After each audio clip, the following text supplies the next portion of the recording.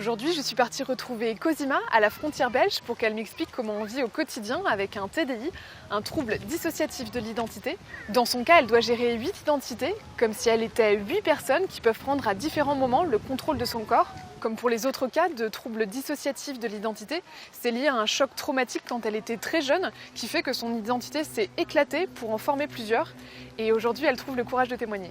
Par moments, j'avais cette voix, je lui répondais, elle me répondait aussi un peu. J'ai commencé à envisager la possibilité d'avoir ce que j'appelais un dédoublement de la personnalité. Avec ma thérapeute sous hypnose, on s'est rendu compte qu'en fait, il y en avait d'autres. Et c'est à ce moment-là que oui, j'ai commencé à accepter le fait que c'était vraiment un trouble dissociatif de l'identité. Donc oui, j'ai des haltères parce que j'ai un trouble dissociatif de l'identité. On est 8 connus, parce qu'il y en a peut-être d'autres, parce que parfois ils se cachent plus dans le fond, ce genre de choses. Donc il y a moi, c'est Cosima, je suis l'hôte. Donc je suis celle qui suis devant le plus souvent au contrôle du corps.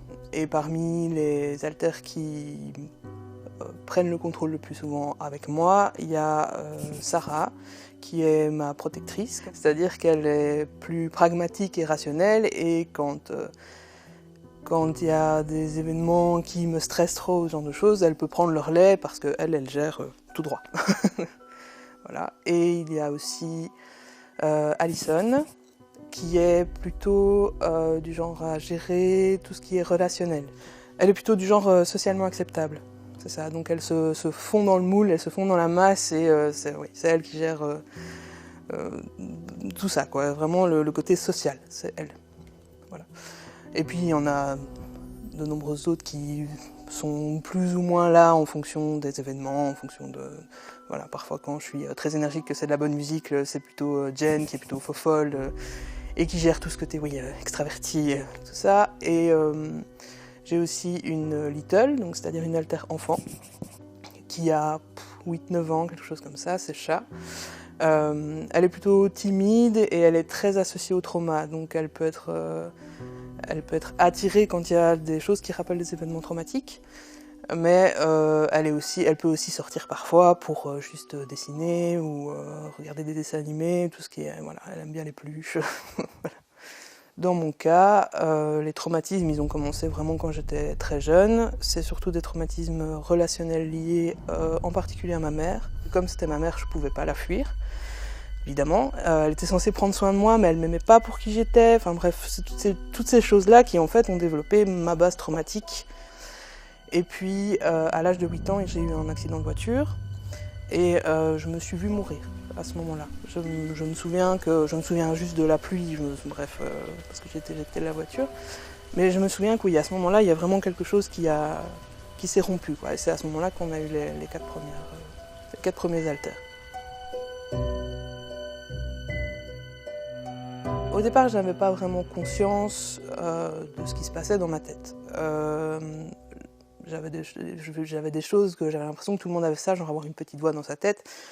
Voilà, je ne m'en rendais pas vraiment compte. Mais ce qui s'est passé, c'est que j'ai commencé à sortir la nuit, enfin à me réveiller la nuit sans m'en rendre compte et à faire des choses.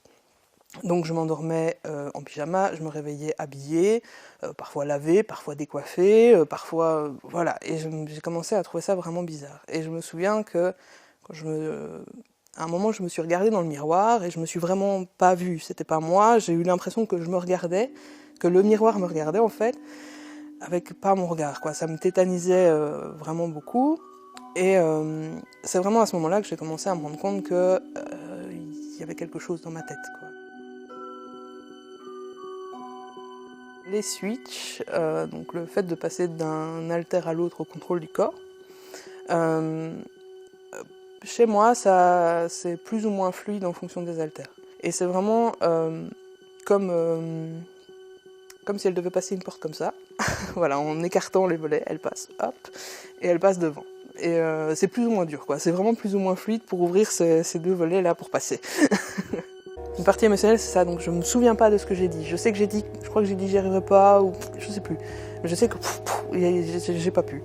Parce que c'est, comme c'est un trouble qui se cache, le dire, c'est déjà trop, en fait.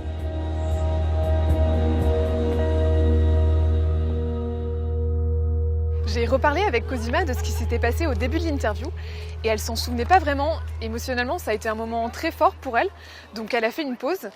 Et après, elle avait beaucoup plus d'assurance, son discours était posé, fluide. Elle m'a dit que c'est un autre alter qui avait pris le relais, toujours avec Cosima juste derrière. Donc j'ai fait l'expérience d'un switch et je pense que j'ai rarement vécu quelque chose d'aussi intense pendant une interview.